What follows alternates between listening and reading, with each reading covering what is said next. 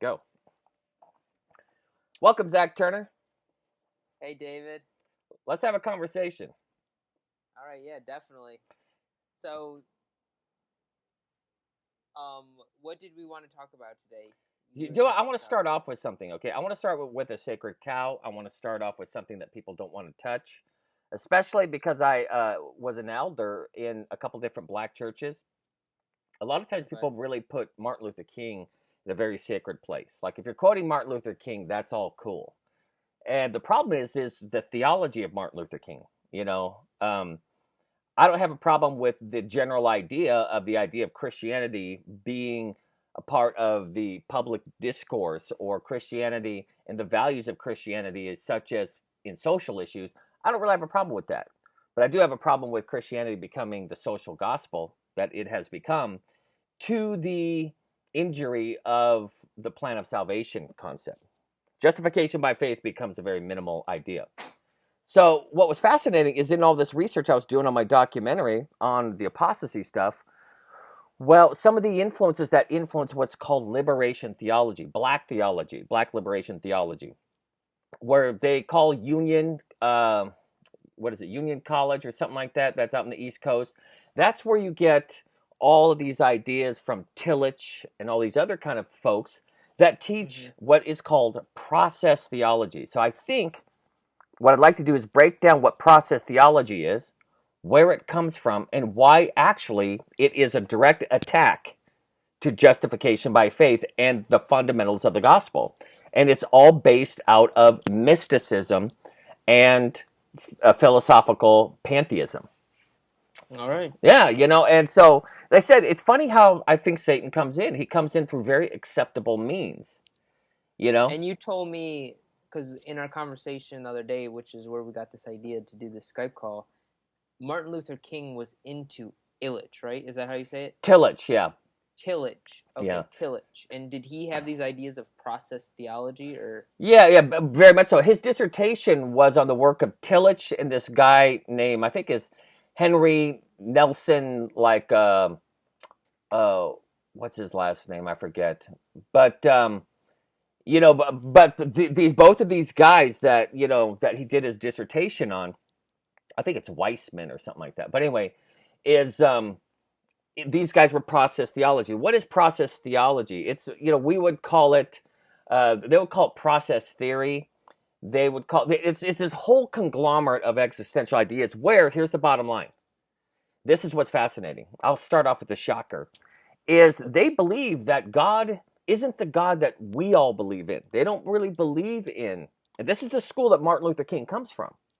They don't believe in God as we believe in God. They believe that God is an expression of vitality, of energy that speaks through humanity, that speaks through social issues, that speaks through human beings. So the entire theology is built on self-actualization and self-realization and self-validation. And you become the God making change and the change agent of God making his movement and expressing himself in society, but not the God in heaven. We collectively make up that God. The God mind, the God consciousness is expressed through human activity, especially through social and political expression. So then it's more, because a lot of times we use illustrations like, oh, this is a disease in society or whatnot. That would be taken more literal, like spiritually literal. Well, yeah, that's a fascinating point. Yeah, because they would literally believe that we collectively, such as people like Schleiermacher, Hegel, where you get the Hegelian dialectic, they all believed in this pagan process theology, what's called triadic ontology. In other words, every quote thought or idea has an intrinsic contradiction to it. When that contradiction eventually expresses itself as other or in an antithesis to it, there becomes a revolution or a conflict. Through the conflict between the theses and the antitheses comes a resolve that creates a synthesis, and that synthesis is the new theory, which will have an inherent contradiction. And that inherent contradiction causes it to break off, and then now to be a conflict with each other. And then the resolution is a synthesis, and you have temporary peace or resolve, and then it starts off. And this is this process every time, right? Okay, yeah. This is this process every single time. And they call that process theology, or ontological concepts about God. And they believe that that is God, that dynamic is God.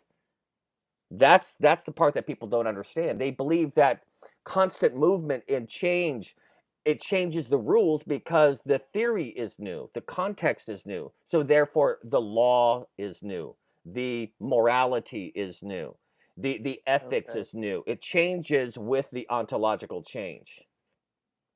Okay, because you hear that, and maybe Christian circles couldn't explain it like that, but you definitely hear like, oh, God changes with the times, or like God is love absolutely, and you can see that because we're learning how to love more, or something like that. Like the whole like liberal agenda based off of like, oh, everyone needs to be able to love, and then they associate that's what God is now. He's all about love.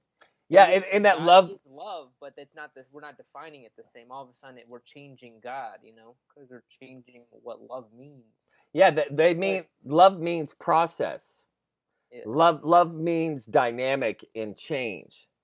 And so and then the idea of the principle of love is what they would call this idea of emergent theology. People talk about like the emergent church movement, stuff like that. Well, they didn't invent anything. The concept of emergent came from a 19th century basic theologian, who was also, it was a science term. It's the idea of when a system of things start to kind of find intercommunication, and then they all kind of come together, and something emerges as a collective that couldn't be accomplished individually. That they all kind of join in to create a certain thing, a dynamic, or whatever it is.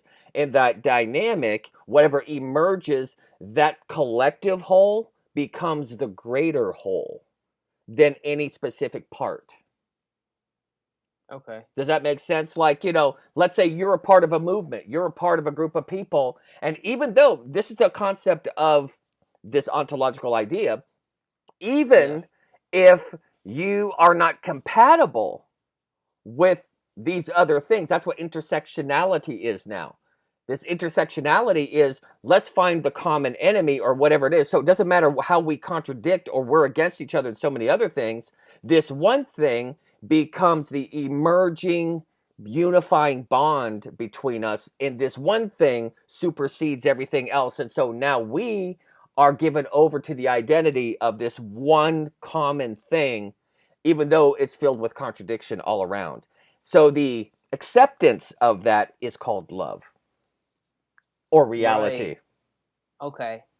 So it's almost as if like you have, let's see if I got this, liberal parties, Republican parties, they have their various intellects, they have their voters, different layers, but they're grouped into one party.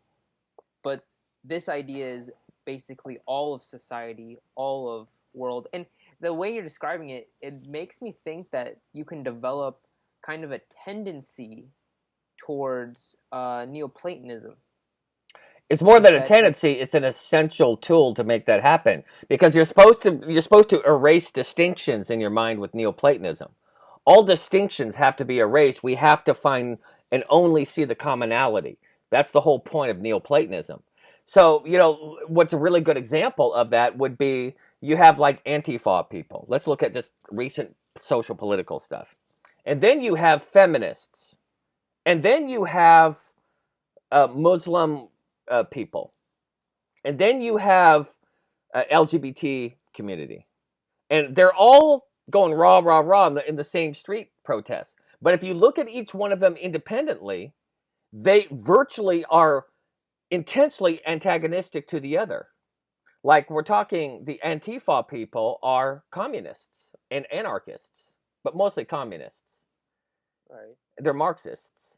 What do they Yeah. have to do at all with anything with the LGBT movement or with Islam. There is Right. nothing that they would have in common, especially even feminism. Communism and Marxism is not a real feminist friendly kind of situation. The same thing with Islam. Islam is not very accepting towards feminism, nor is it accepting toward the LGBT, nor is it at all accepting of anarchism, nor of communism. They believe in a Sharia law. You know what I mean? Yeah. They're And not the friends you think they are. you'll kind of get like the remarks from like the women's right movement or LGBT. It's always like anti-Christian. You see them most often, but like if you talk to women's right movement, like their first concern if dealing with religion should be is Islam, the It should Muslim be, faith. yeah. Logically You know what I speaking, mean? yeah, Based on how the religion is structured, like yes, it's different. yeah. Like Christianity, we at least we believe like when Eve was formed from Adam, a rib was taken out of Adam to equate them, right? Not from the head, not from the foot, the superior or inferior part of Adam, but to equal, the rib which represented the equal plane between Adam and Eve, and that's the most balanced. They both have a different function in the family, but it's the balance. So if I don't want to get sidetracked too much, but like right. So basically, they should be focusing on Muslims if they are truly what if Yeah. they're trying to get what they're talking about. Yeah, so this concept of process theology, which is ontological ideas, and they're going to feelings, that their self-expression is the great God of it. Self-actualization, self-identity, that's what those groups are having an intersection. Anti-absolutism, that's where their intersections are. So really they're joining in on the idea of anti-absolute, anti-objective reality or objective truth. And so it would be an anti kind of sense of order, because they're embracing all forms of just self-expression. That's all they're really joining together on, even though if any one of those groups were ever established as a whole in society, it would be absolutely intolerant to one another. Right. They're only joined in on the deconstructionism of the whole thing. That's all they're Right. joined in. Or the idea of self-expression is being. Now And that's the key. that's all Satan wants. He wants everyone to get on board the deconstruction train Yeah. because you can't outwit when it comes back to, reforming those thoughts. Yeah, You're going to end up all in the same place. yeah, all in a glob of nothingness. Right. It's and the charge, the excitement, the horse that they're riding into their own destruction, into the burning flames, is self-actualization, self-identity, self-expression, beating your chest and saying, "I exist, I am." And it's this is the definition of God. That's what romanticism is, and that's what a lot of people don't understand. We have labels for stuff, but it's the same product, different labels. Romanticism, it was nothing but that. It is the idea of just even nonsensical, if it's even that, or expressionism, or it could be whatever it is. But even art was this idea that that's the ultimate form of showing God expression throughout society, because it is trying to grasp these abstract concepts and expressing them, and they're making them more real than life itself. So they start switching the what actually is being called real, or or authentic. And that's what the That's whole idea of art. The idea of art is supposed to be, we are now attributing a sense of reality in being to abstractions, an expression of abstractions. And we're literally, what ontological means, or epistemological, we're actually calling those things reality, because this reality is an ever shifting sense of expression instead of an objective, eternal, I change not reality, which is the yeah. opposite of the Bible. And I guess to them though, postmodernism is their gospel because you need that subjective subjective morality, deconstruction of everything Yeah. to get along. And you know what I mean? There is no other option. I mean, we know there's the option of being under Christ, united in Christ, which will bring ultimate peace and joy and pleasure to everybody. Yeah. But you know what I mean? That's their gospel, I guess. Well, So you're describing a bunch of people jumped out of an airplane without a parachute. They're all giving each other hugs on the way down. That was good. Yep, that's a good picture. That's what's going on right now. And so you said, I'm gonna say his name wrong. Tillage. Tillage? Tillage with a T. So when Martin Luther King was doing the whole civil rights movement, exactly.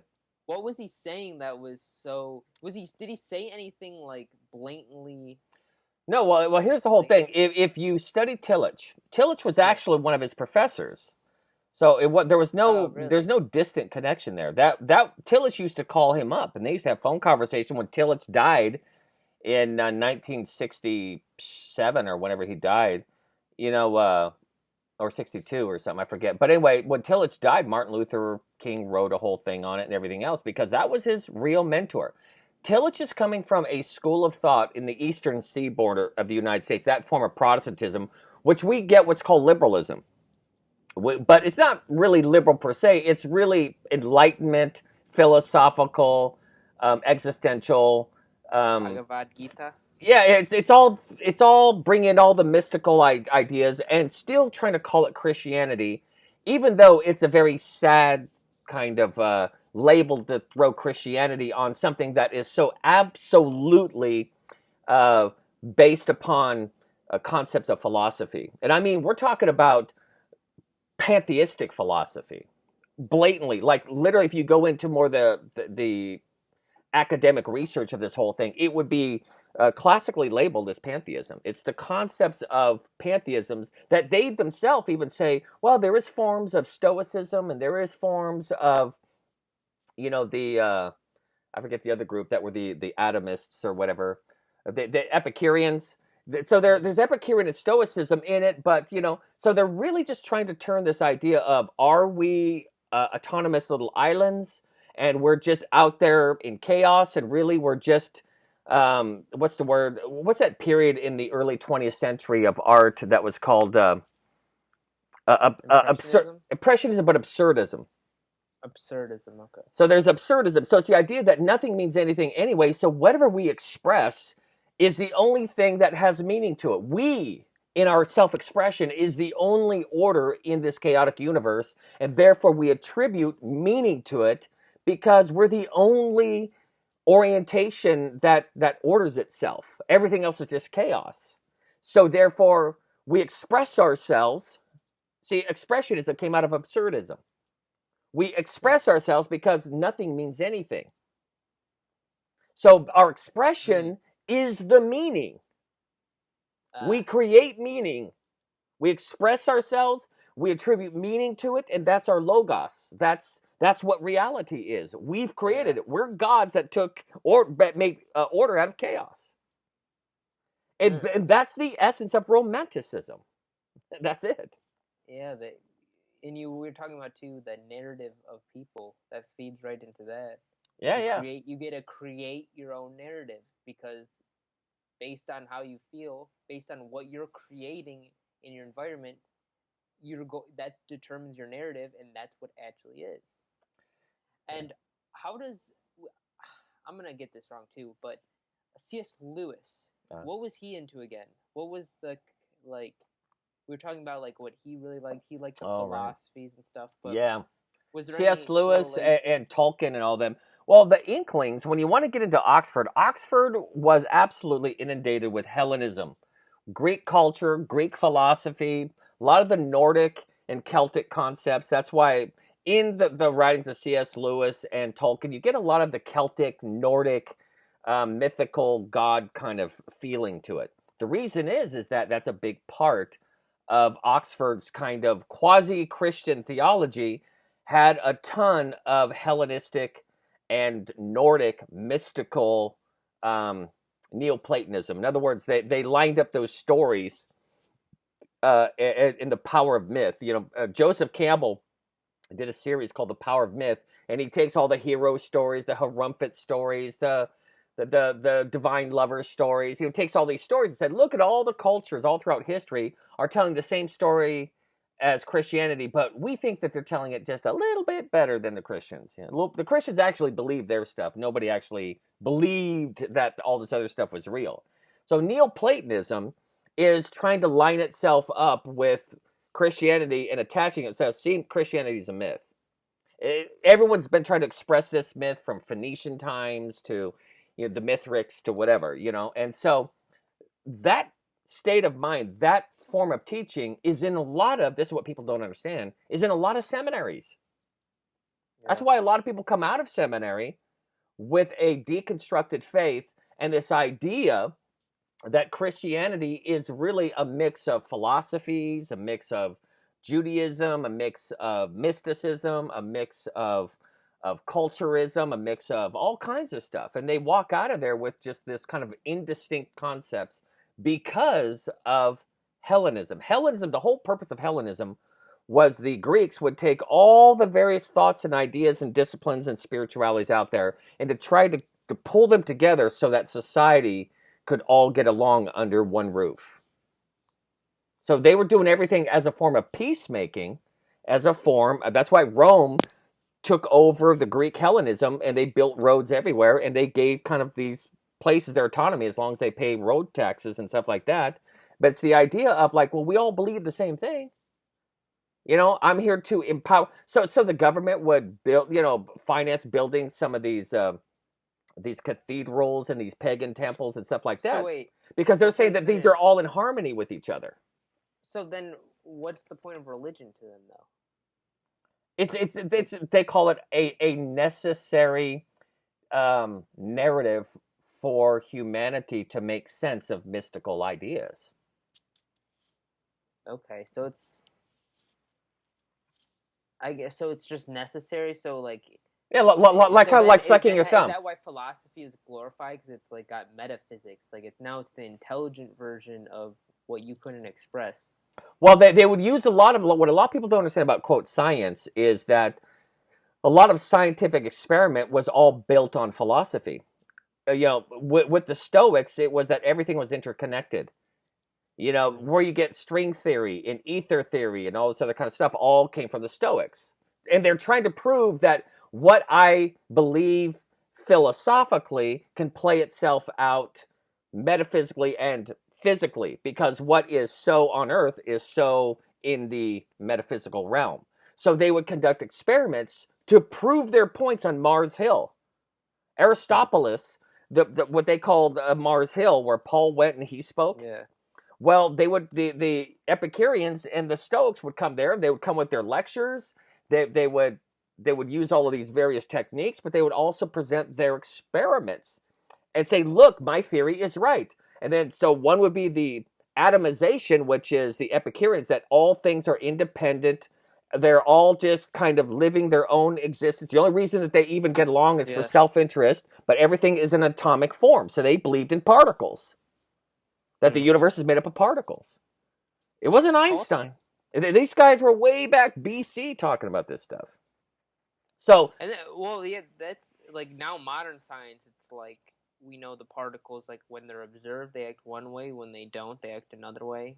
One like a wave, one like. We assume that. We use that way to describe it, but those are the same schools of thoughts that they've always had. That's always assumed in the two paradigms. There's only two paradigms in science because they were all coming from a philosophical base. Okay, but it's interesting, and I'm not trying to get sidetracked right now, but Paul says, this is the God you worshipped and you didn't know, and it almost feeds into their idea. Like a little bit, but it's an apple in a cesspool. Okay. Go to the apple tree. Don't jump in the cesspool to jump after an apple. There might be some little nuggets of truth, but Paul isn't saying that this is your worship to the unknown God. What was the unknown God to them? They didn't know the unknown God. To them, it was like the concept of the worship of mystery. Because there was always supposed to be, it's like putting zero in a numerical system in pagan thought. Societies that did not have a zero only advanced so far. So what they discovered is when zero was brought into the numerical system, that it utterly changed the game.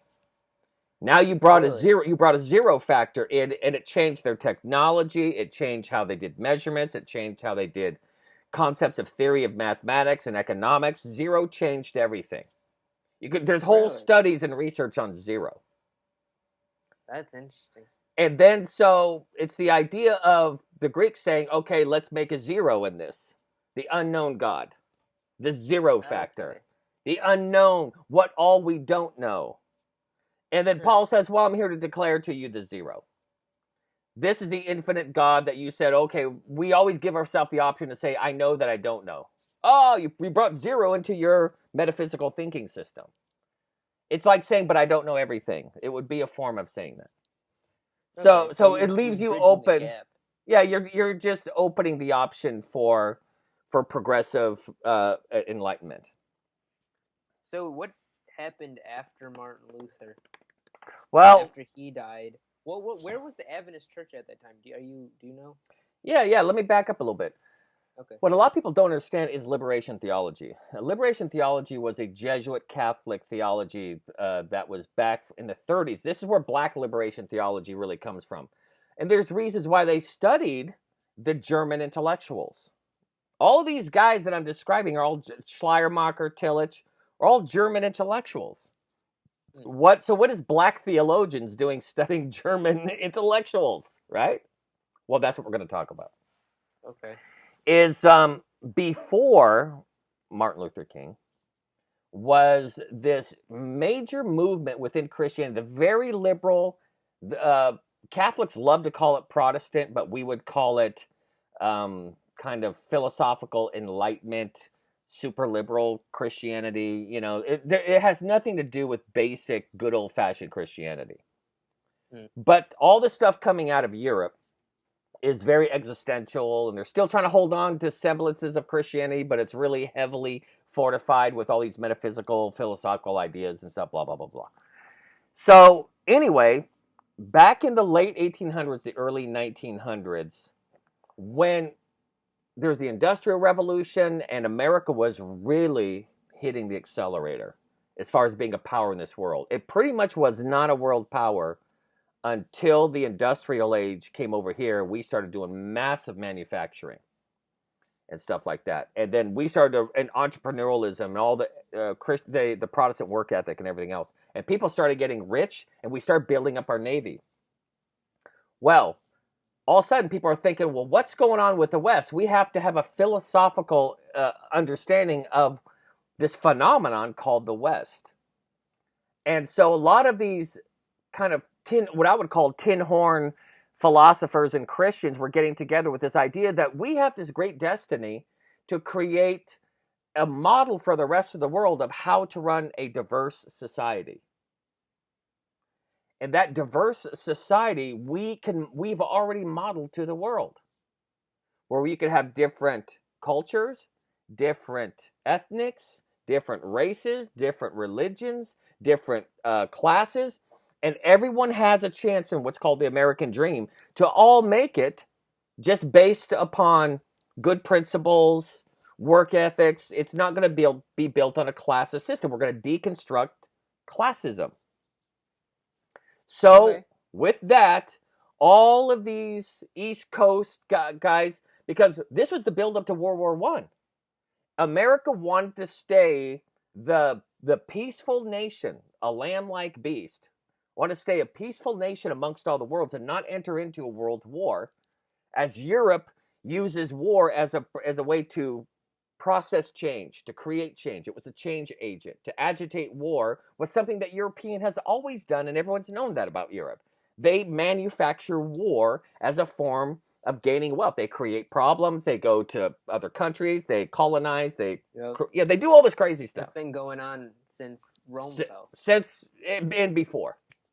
Yeah. And before, actually. Colonization's no new thing. So, but America wanted to stay out of World War I. Well, once we said, no, there was a bigger purpose. We will join in World War I, but we will create what is called the League of Nations.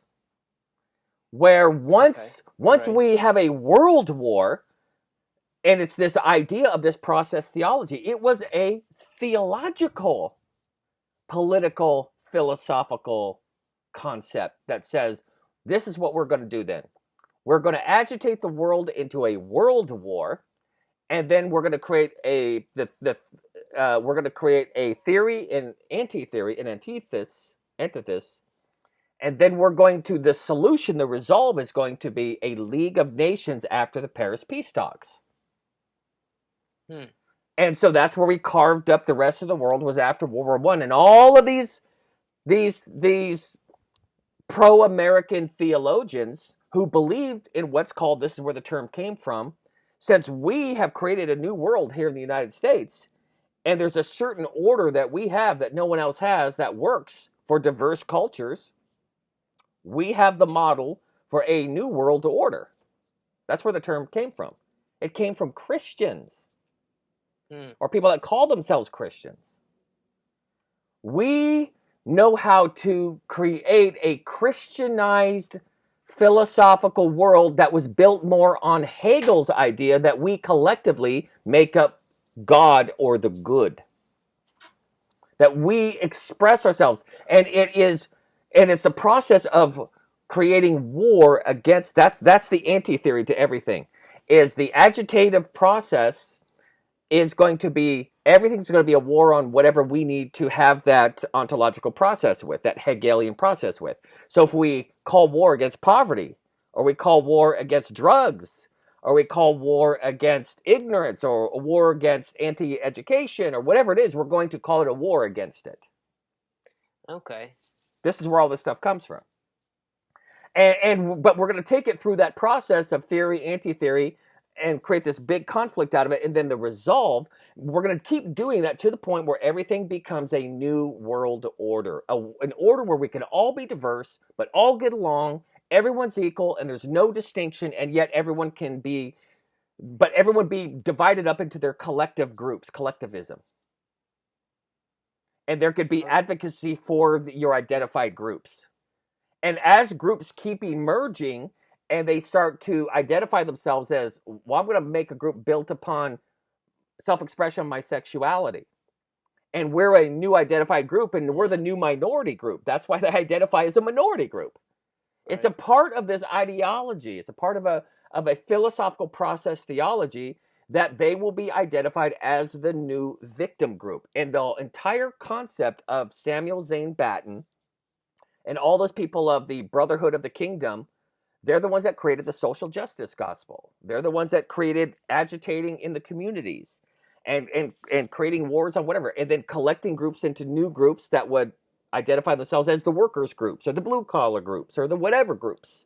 And they're the new minority, and then they have to be at war with whatever is supposedly their oppressor in, quote unquote, this mythical beast called society. Society is doing this. That's where we get the term from. Society says that women should be skinny, and society, really society said that? Well, I got to go have a conversation with society. I got to find out what society's saying. Why is society so opinionated? You know? Society says that women need to. Society says that men have to. Society says, and we use that term as if that's a natural term, but it was an artificially introduced term. So then anyone can pop up, though. Any group can come up. It's endless. There can always be a new minority. And then the problem with that is that... all they have to do is self-identify in a social setting. And just like, like a domino, you knock down, if that little group comes up, then if all other groups are kind of under this umbrella idea, they all have to now adjust to that group. And then you can just keep going until what? Well, here's the problem. Here's the problem that was created from it is the newly identified collective group that calls itself the new oppressed group. Yeah. Piggybacks on the victim righteousness of their preceding groups. Okay? But here's the problem. The preceding groups that claimed, like, we're the new kids on the block with our victim righteousness, don't like the new kids on the block. So you get people saying that identify myself as black. So you get these black people saying, oh, hells no. You know what I mean? Yeah. Or you get people that have been gay for a long time and then bisexual say, well, I'm both saying, oh no, well, you haven't paid the price of us gays. We've been paying prices for the longest time. You're not going to come up, do some little college thing and then leave and say, oh, I think I'm bi, and then get all the benefits of our hard work. So That's interesting. that's what really happens, actually. Nobody likes to be beat out on being the new identified victim group. So they're creating a patch up, like kind of like when you have a bug in a computer, they send a patch. Mm-hmm. The patch up is what's called intersectionality. Well, let's find the one thing that we can all say we've been victimized by. Let's find a bigger evil or a bigger society. Well, it's always going to be people that have objective moral fabric to them. Objective moral fabric makes you the big giant wildebeest that all the natives are pointing their arrows at. Objective or subjective? Objective. You have to understand, you're the target against that. You're the bad guy. You're the identified scapegoat. You're the problem. You're the moral stagnant one. Okay. Not validating them. Right. Does that make sense? Yeah. And then it creates an environment too where if you a way to survive is to become a victim, because then you're gaining benefits that way, or at least in theory, you'd be gaining benefits that way. Yeah. So let's. Do you mind if I do a little bit of rewind for you? Yeah, do that. Is this group, Samuel Zane Batten and the Kingdom of the Brotherhood? Well, I have their books. I literally have their books in my library right now. I could go and get a stack of about 4 of their books. Problem is, people don't read their books. They said this is how we're going to change society, is by guilting people, making people aware that no matter what they do, they will never not be victimizing you. Whatever you do in your response to my complaints will never be good enough. To hold that guilt to their face, no matter what they do, is a tactic. And these people were writing this stuff back in 1919. This isn't new. I got it. I'll show you the books. And so they said this is the way to force change, that you cry for justice, and when they give you your demands, you say, but it's still wrong. You're still wrong for what you think. Well, you don't know what I think. No, I know what you think because you can't change what you think because you're white and male. Right. You already have a DNA prejudice and you don't know it. It's like a fish trying to describe the water that he's in. So since that's already a permanent bias in your mind, you could never do right. I will always be superior to you. And I will always be the dictator of what the change needs to be. So they see that as a form of accelerated social evolution, that you get to force the change by designated people to these roles that they could never appease their guilt. The guilt that you've assigned to them. They could never satisfy it. All right, okay. And then we see that now. And one of your favorite topics, too, is like the Omega point. And this is related to the Omega point, right? In a huge way, because if you want to study Tillich, you want to study Wyman, this is Martin Luther's whole thing. So this is where I'm going to get is to the black kind of theology thing of this whole thing, is that it doesn't make any sense, why would Martin Luther King and all this other kind of stuff be involved in it? Well, liberation theology came from Jesuits out of Latin America. And it's this idea that the poor are more noble because they're poor, and the rich are innately evil because they're rich. So there was the virtue of poverty, and the virtue of the rights of the impoverished, and the virtue that you have in righteousness by being a victim. Being the victim and being poor, you automatically have righteousness by virtue of your status. Right. The Kingdom of the Brotherhood latched on to that theology and was pushing it through American inner cities, and they were doing things like all the social justice causes that, quote, they rallied up minorities. What did they do? They just have through meetings, through lectures, they would talk to people and tell them their victim status, and then they would community organize. Liberation theology seminars? Yeah, but they wouldn't call that. They would call it women's workers' rights, or Okay. What Negro did they? Negro equality of the white man. But they would go into oppressed workers kind of Okay. situations. They would be a part of union movements. They would be a part of speeches to organize workers. They were attaching themselves to a lot of good social things that would help out people, and but there was an ideology that was being inculcated through this, and they were very deliberate about this whole thing. The main target, and this is where I'm trying to get to, the main target was black seminary students. Really? Yeah, that was their main target. So they created Union College, where Tillage taught and stuff like this, to normalize this very ontological, very pantheistic, very expression of self by using biblical themes. Now, Martin Luther King did not believe in the God we believe in, but he definitely believed in the Christianization narrative that a struggle of a people group is completely the Yeah. same thing as the Exodus. Mm-hmm. And Well, using Malcolm X used that too. You know. Well, yeah, because they're all from the same ideas. It's so inculcated in black consciousness, black Yeah. liberation theology, that you can go to Oakwood College and half the people there believe all this stuff. That's why they have people like Cornell West and all these people out there talking. Cornell West of all people. You know what I mean? Like, these are people that are completely immersed in this it's atheism. They would, in theological circles, they know to call this atheism because they don't believe in the need of atonement, or they borrow the language because it's very familiar, and it's whatever can access people.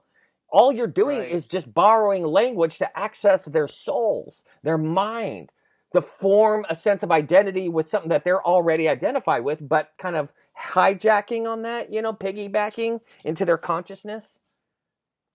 And so that's the whole idea. And so but the idea is to take everyone from, uh, the real themes of the Bible and the gospel, to to bringing them down to the earth, to social, experiential self-expressionism. And that's where you get the terms like my truth, my truth, my truth. It's a big thing. It's a big thing Yeah. around here, man. There's truth, but that's fairyland. But then there's my truth, my truth, Okay. my truth, my experience, my being, my expression, my truth. And everyone's, well, Yep. so everyone's at a fight for who's more street legit with their truth. That's why you even see politicians now, they'll do this. They all know what that means. Really? That's a dog whistle. Yeah. Huh. Watch it. That's interesting. I will. Yeah. I will be watching that. Because this is the idea. It's all about me, the grand and glorious me. We always try to get back to that, but people don't understand that is the Death Star. That's the big, giant gravitational pull. And for some strange reason, we kind of get into this, okay, Jesus is my Savior, and in heaven, there's a righteousness that God is going to impute to me based upon Christ, and it'll be legitimized by what he writes down in the books of heaven. Yeah, far away. What? Oh, what was all that garbage again about that fairy tale? But what about my feelings and my experiences, what I'm going through? What about my truth? You hear that? You hear that beat? Right. That's my heart, baby. This is where truth is. It's me and my life, my expression, my experiences, what expresses itself through me. And people are calling that Christianity. Yeah. Yeah. And I think too, I think more than just like Christians are buying into it. I think more like I work at a Reform Jewish temple. I mean, basically that's what they believe now too, or at least Reform. Most of them do, because a lot of them are liberal. Well, what's Reform Judaism come from? It comes from deconstructionism. The natural outcrop of deconstructionism was called Reconstructionism, and it wasn't it wasn't a adversarial to the idea. Once you deconstruct something, now you have to reform it, but it has new meaning. It's basically literary, psychological recycling. You And it's bring all this interesting. truth, you break it down, and then you reshape it, and then you give it a different name. And it's interesting because I think I'm kind of curious to ask you more about the Omega point too. Yeah, we're going to But get there. their idea of the Messiah is not a person, but an era. Yeah. You know, so that fits perfectly with like Neoplatonism, and like you're heading towards the era or the Messiah. You Yeah, know? it's perfect. It's a perfect eschatological end time setup for the persecution of the saints at the end of time, who are going to believe in an objective righteousness, the commandments of God, their faith in Right. Christ, who is their righteousness. All this objective truthism, Yep. trust me, they are going to be very out of vogue real soon here. Because it's not just out of vogue, that's all we are already, but you're going to become hostile to the new consciousness that's going to be essential for us to have this fifth dimensional breakthrough where we could finally realize that all religion was one giant storytelling fantasy that kept us cocooned so we could live, with ourselves. But now it's time to shed all of that. Yeah. Reality is that we are who we've been waiting for. I had a friend's dad actually tell me, like, Zach, I can't wait till you're mature enough to realize everyone has a truth that works for them. I'm like, if I realized that, I wouldn't be saying I'm Christian. I wouldn't believe that you know what I'm saying? Like, Yeah. I would have to throw out Christianity. Like, I wouldn't be a Christian. You can't just say, like, oh, I'm Christian, but now I'm a mature Christian, and I believe everyone has their own truth. Like, that made no sense to me, and I don't Why know. does Satan love that so much? Yeah. Why does Satan love to deposit And it truth in you? sounds good. You know what I mean? It makes me look like I'm like immature or something, because I'm like, no, I believe in something objective. I believe in Christ's righteousness. I believe in obeying God, you know? It's the whole experience of when God shows up, we're going to say, "Oh, he's the Lord and I'm not." That's Okay. you won't analyze that one. Right. No We're more analyzing. yeah, all this cheap analysis is because he's away. But when You he know, shows up, we're not going to be sitting there talking about the reality that is me. And this is the whole idea. It's always this concept of self-expression, self-identity is what makes up that reality. We're building on the shakiest foundation in the universe. A bunch of dying people are calling themselves reality. and it's our imagination, just like right before the flood. Yeah. Their imagination was wicked continually. It's like it was their imagination. Yeah. Like it was a daydream. It Building wasn't on, real. yeah, build. It's like somebody boasting, and then that they're going to beat up Mike Tyson. Then they walk in the ring and they're knocked out one punch. Right. Like that's what we are. We're that goofy ding dong with our our hat all cocked, talking all this big talk, throwing gang signs. Then we walk in the ring, Tyson, and then he literally kills us with one punch. And everyone's at the funeral service, and everyone's too nice to remind everybody of the big talk of how he's going to just kill Mike Tyson. That's all we are. We're that guy right now. That's funny. Yeah, it's a sad thing. But that's all we're doing right now. We're talking like a drunk. Yeah. We're talking like a when you go to a drunk party. in the face of a bouncer who's sober. Yeah, absolutely. Yeah. I'll that's just great. kick your butt. I was an MMA fighter. The guy's like, get out of here. You know what I mean? Oh, why did he do that? Yeah. That's us. Or if you're the one sober guy at a party and everyone else is drinking, and like one drunk person says something, and all the other drunk kids are like, "Oh, that's right, bro. You got it. Oh, dang! Oh. They all agree too. It's like groupthink forms like real quick, you know. It creates a real fomentation of confidence, but there's no substance to it. No substance. When God is talking and identifying truth and reality in himself, there's no braggadocio. There's no embellishing. God is meek and humble and lowly, and he kind of understates himself. I remember I had a stereo like that once. I bought this incredible stereo that was 300 watts per channel, and it had one little tiny blinking, I mean, not a blinking, but one red light to tell you that the power was on. You turn it on, one tiny little red light that was a square, and you turn on that sound, you're like, whoa, whoa! And then I would buy these super lights, bells, whistles, Jack in a Box on it and everything else, and sirens. And then it would be like not even half the sound. Right. And that is really the Lord times infinity. Like, he has that little red light on, powers on, but it's something when he is going to just bring you into this reality when he shows up. And we're going to No, realize that's that cool. all of our talk was foam and meringue and whipped cream and fantasy and bubbles in the sunshine with our little bubble blowing. Whoo, my ontological deepness. Pop! Oh, what? And that's what the gospel's trying to do. But validation is happening through a false sense of confidence because you're getting a lot of people joining that idea. And there's this false sense that if you get enough people agreeing, it becomes real. You make it real. And so that's all people are doing now.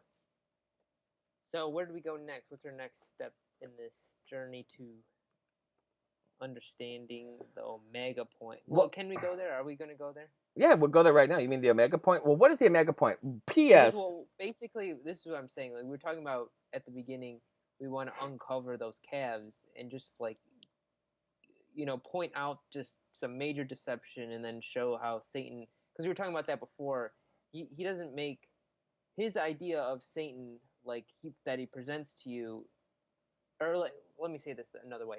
Satan is not trying to create a false religion that's like Satanism.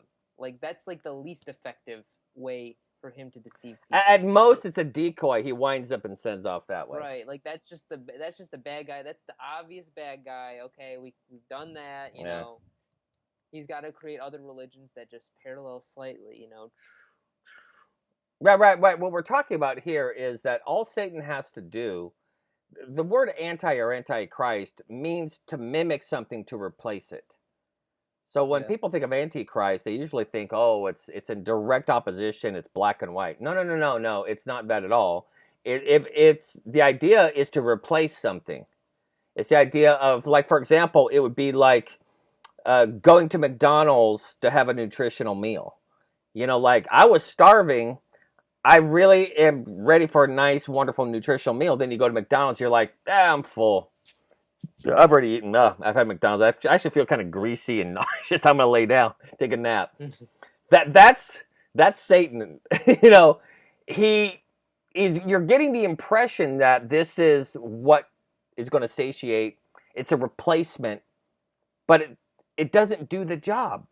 And the reality is God is trying to say that, no, I'm telling you the truth. So Satan does a lot of mimicry. For example, can I give you an example? Absolutely. An example would be this, let's talk about Jesus Christ. What's wrong with that? Look at all the virtues of Jesus Christ. Jesus Christ was a radical. Jesus Christ was a social reformer. Jesus Christ mingled amongst the poor.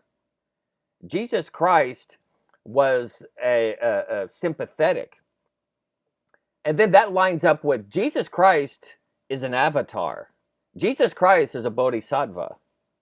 Jesus Christ was reached nirvana in godhood. He's the perfect tale for if you want to just talk the wonders of Jesus Christ as God manifest in humanity, and he has shown us what that experience and what that looks like as a model, as an experience for us to attain to, that he achieved a consciousness that is for all of us and available for all of us, and wonderful thing that this is a perfect antichrist, because you're embracing the idea of Christ, but you're replacing it. But what suffers? What's the nutrition you're not getting in that meal? The atonement of justification by faith. The very Magna Carta and the crown jewel of the gospel is substitutionary righteousness. Is absolutely left out of the equation. So you're sitting there with your giant McDonald's meal in your stomach, taking a nap, and the reality is you never got what you really needed. Turns out there's rat poison in it. Yeah, turns out that there was a rat in it. Yeah. You were eating a rat. They cut the head and the arms off. Nice rat patty. Like, why is it still fighting me?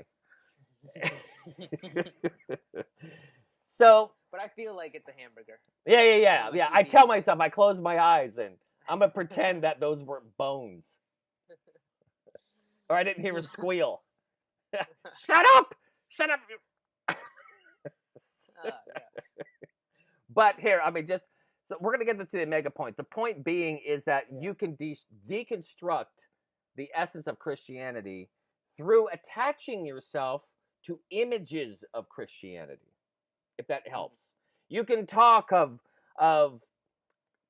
paralleling the slavery of America and the slavery of the Jews in Egypt, and then parallel civil rights laws with crossing through the Red Sea and destroying Pharaoh, and just keep doing parallels, and then say it's the same thing. You know, it's funny. That's actually what everybody does. That's why LGBT. That's why women's rights has followers. Is because the default assumption is like, oh yeah, I see the parallel. The minority is being hurt. We need to save them. We need to justify them. You know, they're the good guys because they're the minority being hurt. Right, you know? and anyone that at all says, "Wait a minute, this is a form of social manipulation or something," they are Pharaoh. Right. They are automatically cast as Pharaoh, and it's very easy when you have what's this thing Carl Jung would talk about, archetypes. When you cast, that's why stigmatizing. That's why roles like scapegoating is very easy for people to do. You don't have to break anyone down to sophisticated theories. People just do it automatically because archetypes live in the minds of human beings. So if you make yourself the victim, what does that automatically cast roles for everyone else? Right. They place you in the role of all the victims in the other stories they know. Yeah, it's central casting. You already snagged up the best role. Yeah. You're the martyred victim. You see what I'm saying? And so the audience is going to identify with you. They do in every world play, every stage. They're going to bind themselves to the victim. And then so that's going to automatically cast other players into unfulfilled roles that they have in their mind. Okay, who's going to be the intrusive mother-in-law, but has a good heart, but is really sketchy and wacky? Oh, okay, do you want to do it, Antoinette? Okay, I'll do that. Okay, who's the crabby dad that is always reluctant and biased, and who's going to play that role? Or who's going to be the enlightened son that's open-minded and saying, "Dad, you're so ignorant, stupid, you don't know how the world really works." Who's going to play that role? And 50 other people go, "Oh, I'll do that one." Because I can't be victim, but I can certainly be the defender of the victim. Okay, you're the defender of the victim. Nailed it. Yep. And then so all these other better and lesser better roles are taken up. And people that don't want to play that game, they're automatically handed the script of the villain. Yeah, right. And you're like, "I don't want it." No, because you didn't want it, now it's so automatically assigned. And that's what it is. I call it going for the gun. When you set that gun in a situation and someone plays, they're the victim, and everyone's going to go for roles, that's the gun placed right in the middle. Everyone's going to scramble, and the person that doesn't want to play it gets the worst job. Gets to be the bad guy. And they get to be the reluctant bad guy. I don't want this role. And the problem that they don't want it, because they actually don't want to play the game. They want life to be fair. They want people to not do that to other people. And that's, of course, what the tyrant would say. Because you like status quo, don't you? That was working for you. You're like, okay, you're right, this isn't working for me. This is not cool. You know what I mean? We were all friends 5 minutes ago. Turned itself on its head. So where I'm going to go with the mega point on this kind of stuff, I'm just trying to say that people are malleable. People will jump to the cues of what is going to be considered like the role you need to play. And so they call it LARPing now. What's interesting is live action role playing. You got it. I didn't know what that meant when you said that first in one video. Yeah, because check this out. When I was in the military in the early 80s, this is when Reagan was in charge. I was hearing through naval intelligence that they were going to throw at least $2 trillion, over $1 trillion, through naval intelligence, I was being told this, into the idea of computers getting in everyone's homes and creating games, actual virtual games that simulate war, battle, and other sociopathic antisocial behavior. This is in 1983, I was hearing that. Was there any video games that had anything to do? Because they wanted to create what they call the universal soldier, that an entire society is going to be already trained in simulators in their own homes. So out of that, get ready, because now comes the crescendo. That's why they poured all that money into Silicon Valley. They used the .com scheme as a reason to dump tons of federal money into software development, and especially in the gaming community. Because it was that was a training device we all used. We were in simulators all the time. Yep. In the military, this was super high-tech stuff.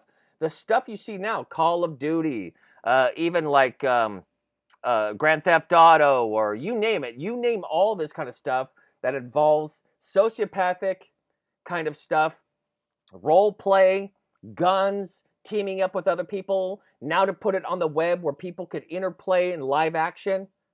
Well, everyone knew back in 83 that this was the way to train people to be social agitants, to widely influence groups of people with mob think, on and on and on and on and on and on and on. And trust me, there was this, I remember we were all talking amongst ourselves and I remember being the one guy who was like, no way, that's way too out there. Right, everyone's going to be sitting there playing like war video games like all day long. I mean, then it probably seemed unrealistic. It was, because only the only thing anyone was playing was Pong and Tetris. Right. Now look at... And they were saying, no, it's going to be real. It's going to be like real simulated stuff, like, like shoot and game. Like, oh, come on. Like at the arcades, you kind of do the little pellet gun thing and you shoot the little targets and stuff. I said, no, man. They're going to be subsidizing to turn people into universal warriors.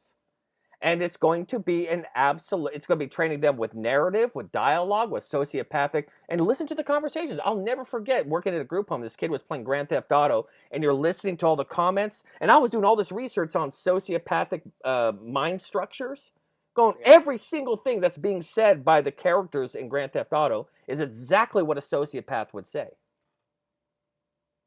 And so people have the power to attach themselves to these avatar identities. It's the very essence of acting. All acting had masks, and people would throw themselves into those masks, and that's why you get a character, you get an avatar, and you throw yourself behind that identity. Now it's playing itself out in society because we've all gotten the social cue. It's time for LARPing. Jumping in, and we're going to be anti-fascist. They're all LARPing. They're all trained universal soldiers. That's an interesting connection right there.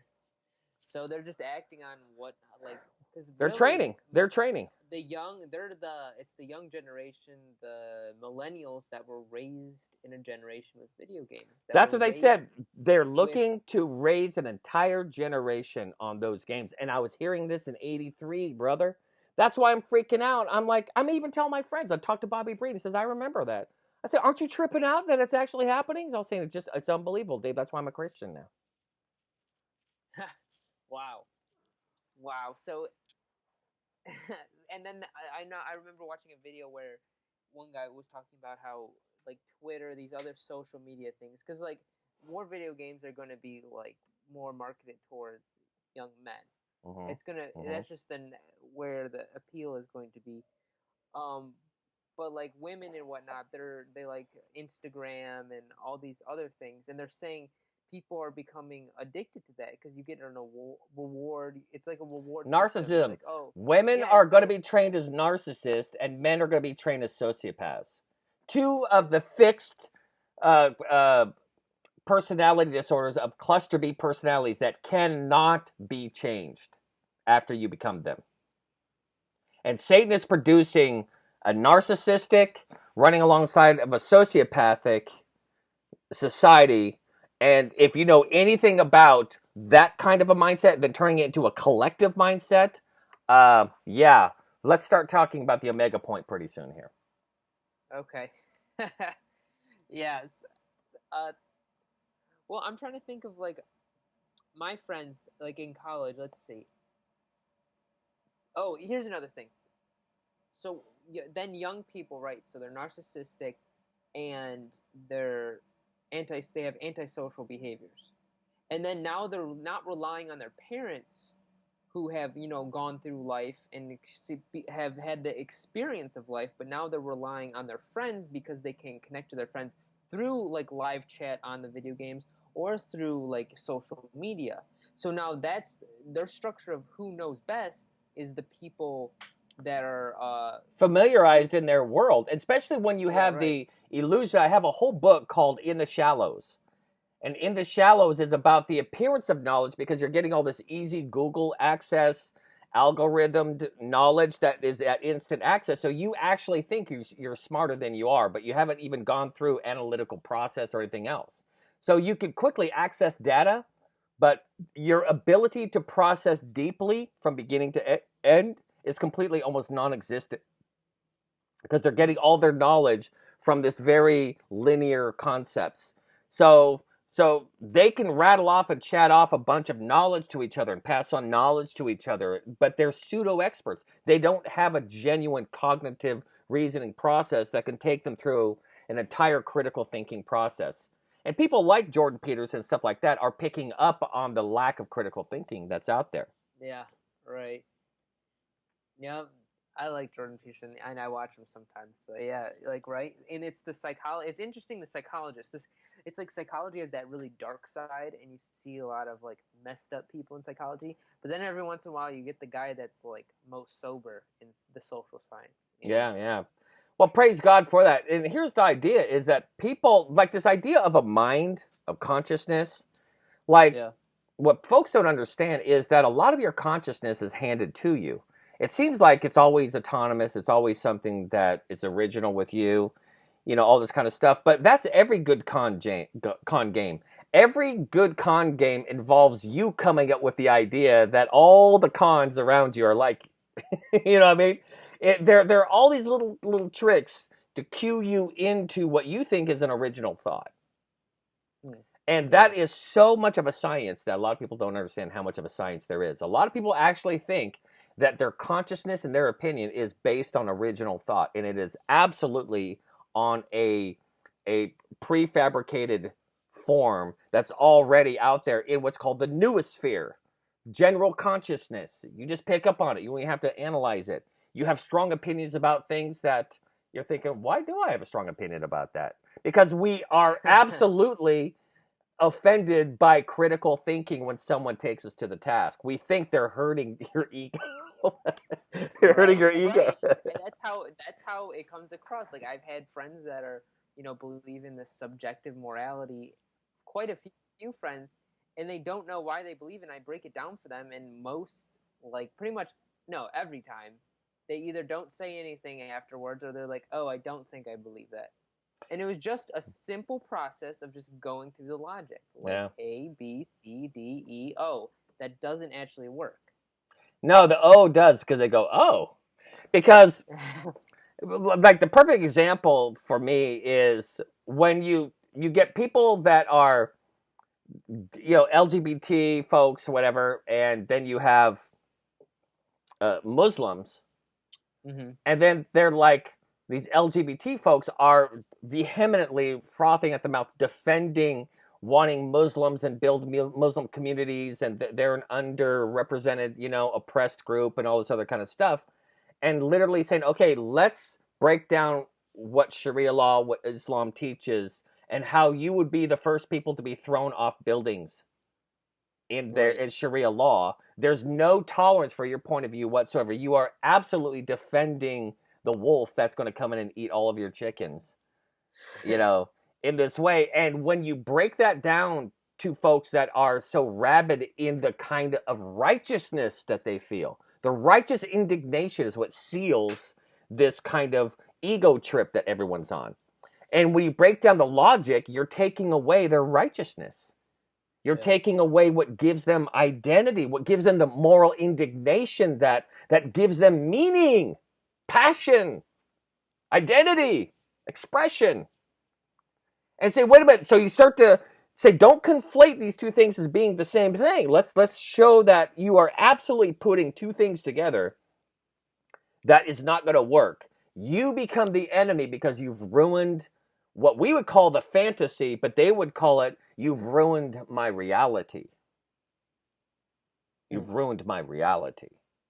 I gained self-esteem. I gained identity. I was involved in something bigger than myself.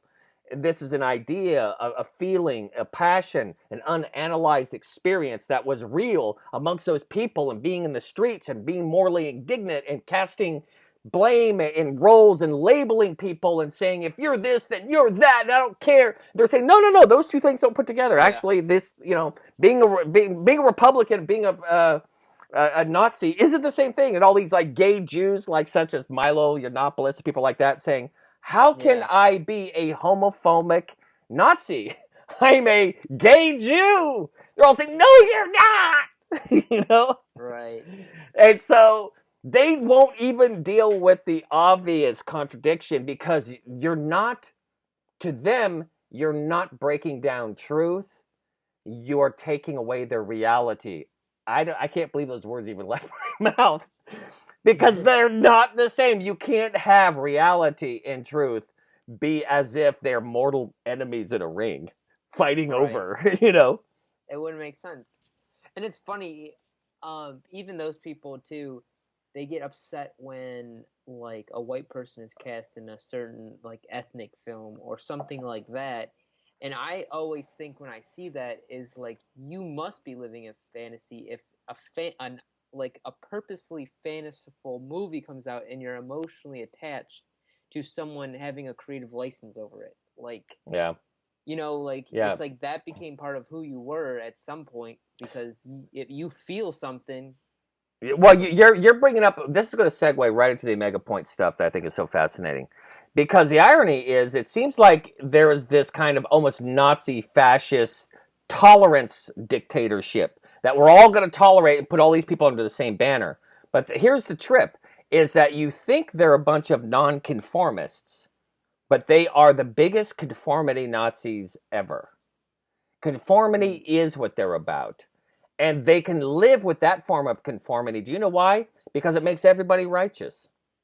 Nothing is ever called out for being wrong. Nothing ever is given the label other than the possibility of you showing up. It's like the 10 Commandment law, showing up and exposing everything for being sin. In the book of Judges, it says everyone did what was right in their own eyes. Before the flood, it says that their hearts were wicked continually, evil continually. You know what I mean? But it says that because of their sin, the God presented the law. So it says that it made sin apparent. The law made sin revive in their minds. Sin, we're talking about guilt. Sin means coming under legal condemnation.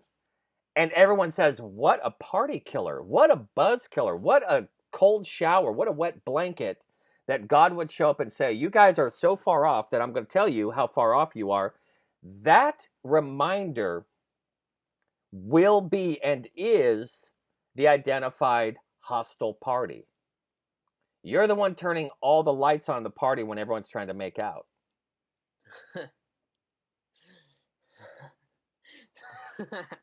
And then you find out that your best friend's making out with your sister and you want to kill him. So, so the idea... There you go. That's one way to put it, David. Hey, I am the worst at illustrations, but they're at least memorable. Yeah, you won't forget that one. Yeah, I hope not. I want you mad now. But I mean... Okay. But anyway, that's the idea. To the mega point, right? Yeah, we'll get there. We'll get there. God help us. But this is the idea: is what would society subconsciously? Because I don't think that the Omega point is a conscious thing. I believe that maybe intellectuals are into it, which they are. The Pierre Teilhard de Chardin, who is the Jesuit mystic, pantheist slash evolutionist, who was a paleontologist, who was a part of the Peking Man hoax and a part of the Piltdown Man hoax. He was the major player of both of those sad hoax to try to prove this process of evolution. Evolution was a theological position way before it was a science. So a lot of people think, well, true science discovered evolution, and that's not how it worked at all. Darwin set out to present proof for the concept of evolution as it was a theological point, and that's the whole idea of what they would do. They would bring, quote, evidence in these philosophical debates all the way from Mars Hill to prove that what is so metaphysically should show itself in field demonstration, what they call existentialism, that which can be experienced through physical senses. So where am I getting to with this whole idea is that this this idea of oh wait, I'm sorry, I got distracted with Darwin for a second on this whole thing. Oh, Pierre de Chardin. Chardin. So he really attached himself to the monastic disciplines that really were into these metaphysical concepts that you find in Jesuitism. Jesuitism studies all of those mystical disciplines in the monastic disciplines, especially the Dominicans. The Dominicans and the Franciscans. Is that the North African? Yeah. Well, eventually, yeah. Well, they get all that stuff from North Africa. All that was really the hub is North Africa for all the way from ancient times, way before Christianity. North Africa through Egypt, Memphis, and all that area, through the Sinai Peninsula, all of that area there was where all the Eastern ideas came from on their way to Europe. Everything was filtered through North Africa. Everything. For centuries and centuries and centuries and centuries, even before Christianity was there. That was always a hot spot for mysticism and mystical concepts. And they always made their way through North Africa up through Europe, even in the time of the Greek philosophers and stuff. So that was a place that was rich and steeped in all kinds of tradition of mystical concepts. And they would go and live in these caves and out in the mountains, and there were stories after stories of men that would float and transport and levitate and have these amazing experiences where they would come back and describe everything that was going on in Paris, at this time and stuff like that. These astral experiences, and then it would get validated through wow, he must, So North Africa was the hub of spirituality in the mystical zone, and that's where the early monastic Christians that made up Catholicism established themselves in Alexandria, Antioch, all of those places. And so they established themselves there. Well, it started to heavily infiltrate Christianity, and that's where Catholicism was developed. Catholicism came through the Neoplatonistic, aligning up all the different religions and then labeling it Christianity because it was the new accepted state religion from Constantine. So that's why you got the word Catholic from. Catholic, where did that come from? That means universal. That was a Neoplatonistic term. A Catholic religion was the goal of Neoplatonism. So that came from their intellects, that word? Yeah. But that word was a well-used word trying to create an end product. The end product was a Catholic, where you get the word cathedral from. It's the seat of all knowledge. That's really interesting. Yeah, it was the hopes of Babylon. Babylon, when I was a pagan non-Christian, Babylon was the hub of all art, religion, science, creative thinking, whatever, and libraries there. So anyone that was an occultist saw Babylon as, they called it, the city of light. It was a city of light. That's why it's called Ur. Ur means light in Hebrew. So to come out of Ur, to come out of light, that would be intuitive to your journey you're supposed to be taking as an occultist. Why would Abraham come out of Ur? You know what I mean? He came out of light into darkness. That's terrible. Ah, that's what Christians are. They're following Abraham into darkness, into a God that they actually believe is a real person, and they're deconstructing into old ideas of God being a person that talks to other people and all this other kind of stuff. Ur, or Babylon, or the City of Light, which Rome eventually took that title. They stole it from Babylon and say, we're the City of Lights now, this way. And so it's just stealing all of these ancient ideas and putting them together, and that was called a Catholic concept. It's universal. We finally have a religion that now has taken away all of the conflicting elements amongst one another and created a universal religion, a Catholic religion, something in which can be ruled by one man ex cathedra, from a throne, from a chair. And so that's the whole idea of Catholicism. Well, do you think they studied all the mystical disciplines throughout all of the world and all of history?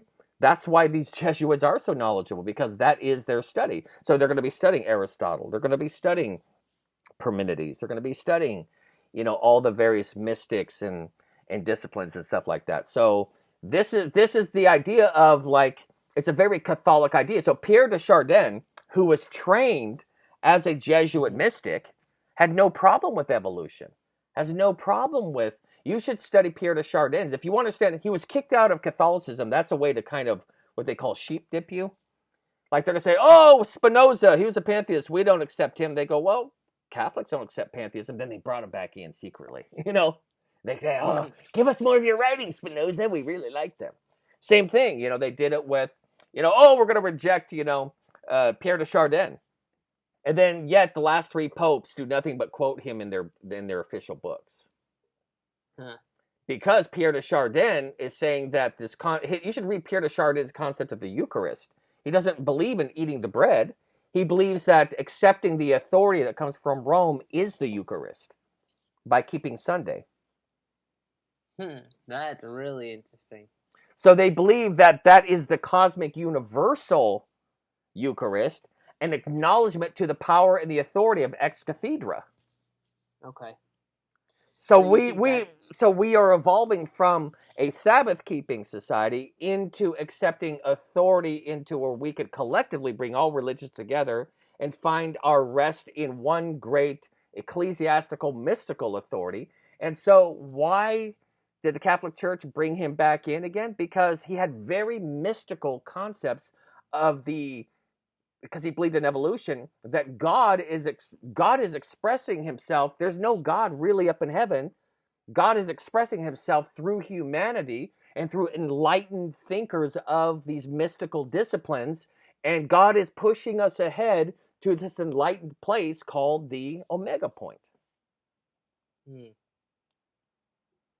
And so these change agents are these enlightened people, because they know where society needs to go. We need to go to a place where everything is equal, homogenized. There's no gender. There's no anything. Everything is in this, what they call the atonement. It is a false substitutionary atonement in which you're atoned for. And how do you do that? By not calling sin sin, but acknowledging it as a changing progress of truth, and the fact that we now accept full tolerance of all things that are manifesting emergence, change, self-expression. And it's the context of tolerance, acceptance, is process theology. That is the true atonement, is to get the consciousness of humanity to conform to a very strict tolerance, a dogma of tolerance, a dogma of non-judgment, a dogma of permissiveness. No one's allowed to call sin sin. No one's allowed to bring the law forth. Who do you think this is a setup for? Those who believe, the law keepers. Yeah, and that love Jesus. And they will become the ultimate Satan in that enlightened society. This, So they're the bad guy in the play at the end? yeah, they're the one handed that script that nobody wanted. Yeah. Because you're the moral absolutist. And so the script writers are these Jesuits, Yeah, but monastic Jesuits. Those are the script writers, and then you're saying the people or the audience, a lot of them are just along for the ride. yeah, well, unwittingly, because people are very reactionary. They have an easy psychology. A lot of people are told that they're broken down. A lot of people, think that they're more mysterious than they really are, brother.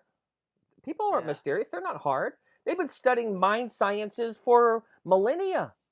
They have perfected it, man. That's why I'd love for me to get some clips of people like Darren Brown and stuff like that, so you can understand that you are absolutely not an original thinker.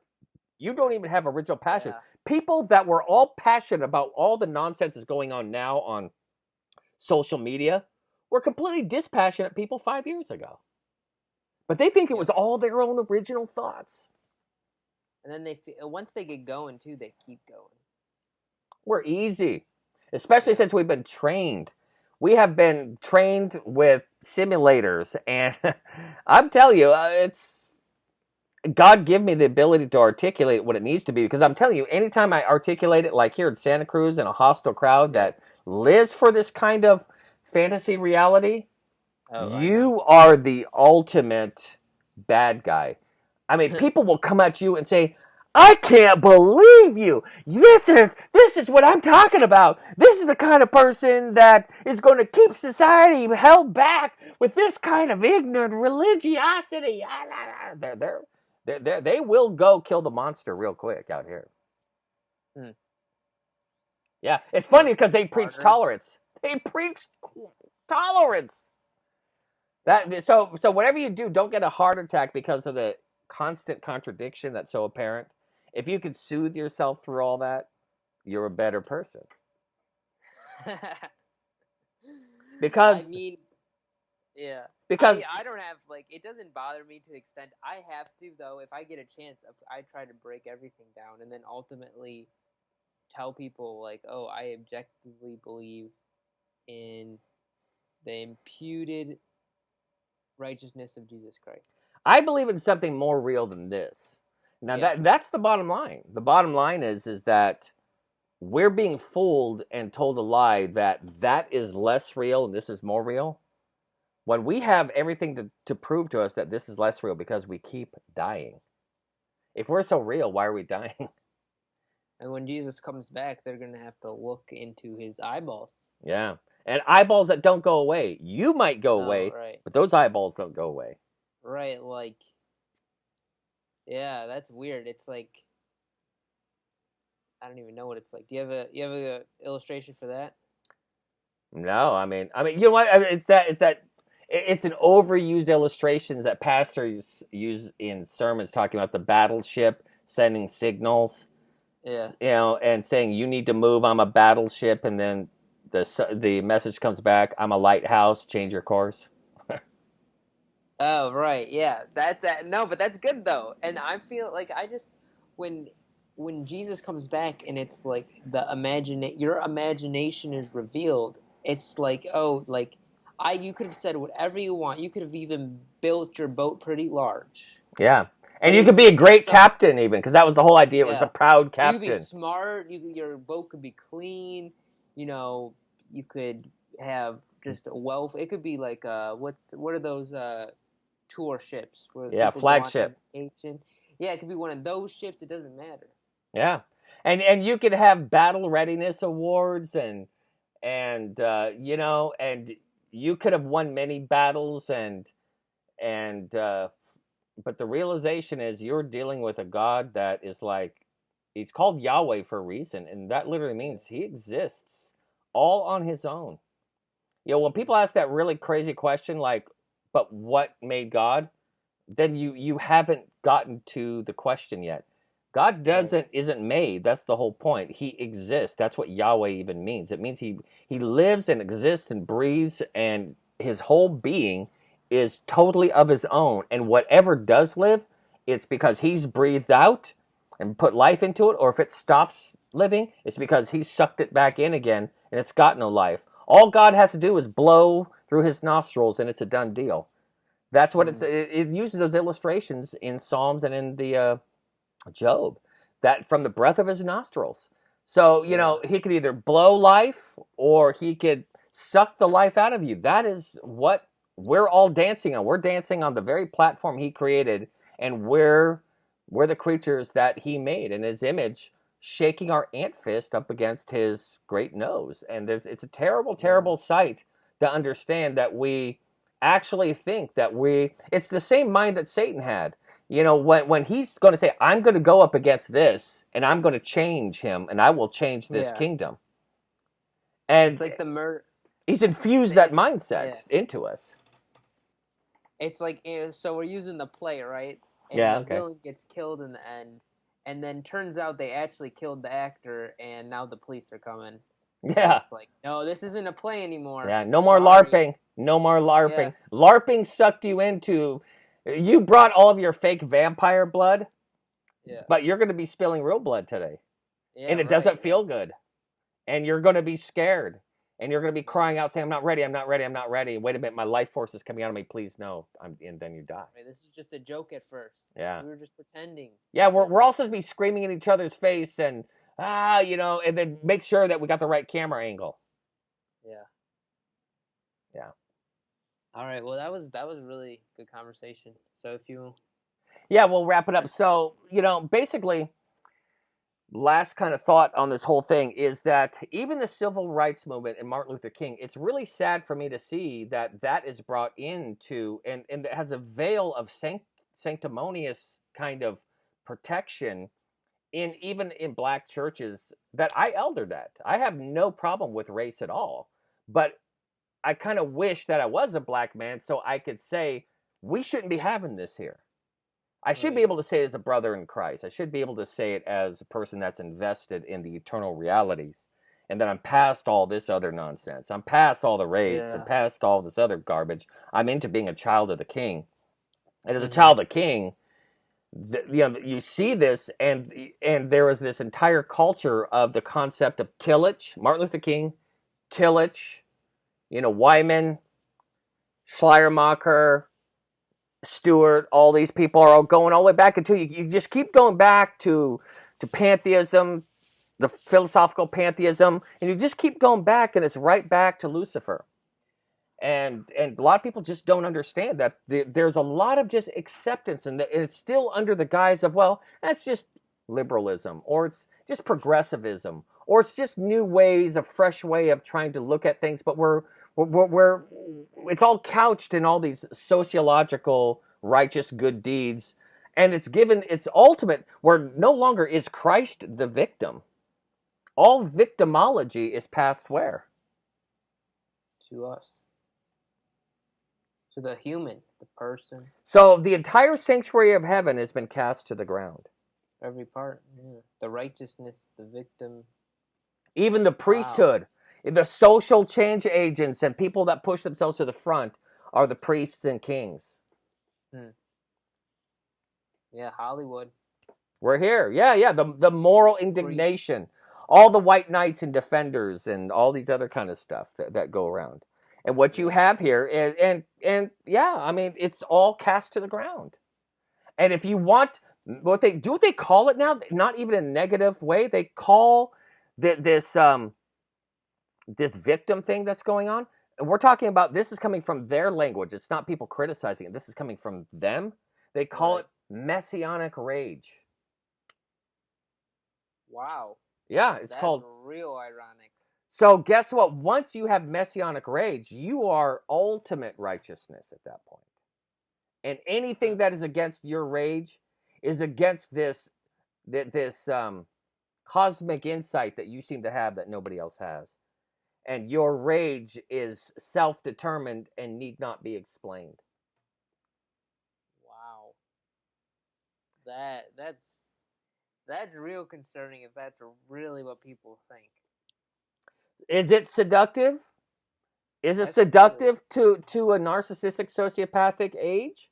Is it seductive to those that have their 15 minutes of fame because of YouTube and Facebook and everything? Is it seductive? because the culture, we are living in a mystical culture. We call it postmodernism, but everything in our culture, all philosophy, all ideas of ideology, sociology, everything else is coming from medieval philosophy, boys and girls. And all medieval philosophy comes from all of those pantheistic philosophers back in 600, 500 BC. We're all the way back in Babylon. That's when Daniel was in Babylon. That's when the children of Israel were in Babylon. We're 600 in BC. Babylon again. Yeah, we're in Babylon again. Well, welcome to the Omega point. And on that note, Stay. exactly. So what's the gospel saying? Come out of Babylon, my people. Worship him who made heaven and earth. And receive not the destruction that has been assigned to her. Yeah, on that note, have a good day.